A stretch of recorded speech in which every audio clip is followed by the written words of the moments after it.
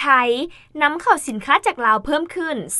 25% ในขณะที่ลาวนำเข้าสินค้าจากไทยลดลงเล็กน้อย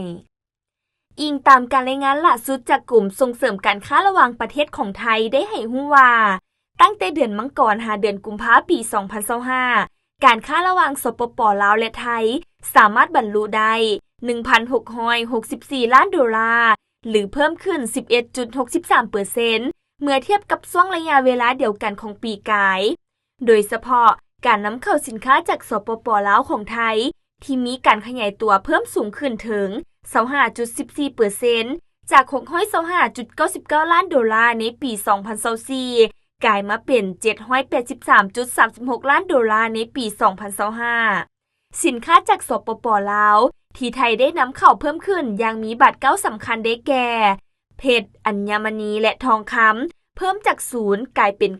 91.70 ล้านดอลลาร์สินค้าประเภทนี้บ่ปรากฏในรายการสินค้านำเข้าของไทยในช่วงระยะเดือนมังกรหาเดือนกุมภาพันธ์ของปีกาย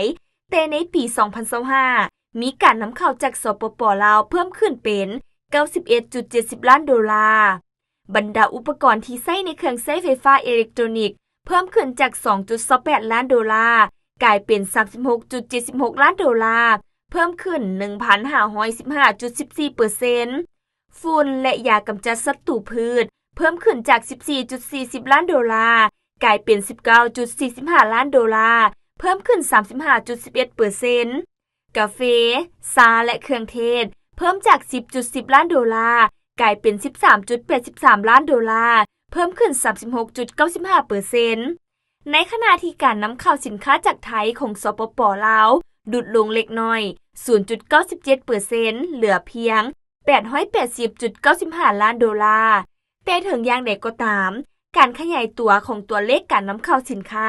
ได้แสดงถึงการร่วมมือทางเศรษฐกิจที่เข้มแข็งและความอาจสามารถของสปป.ลาวในการเป็นคู่ค้าที่สำคัญในการสนองบรรดาสินค้าแก่นานาประเทศในภูมิภาค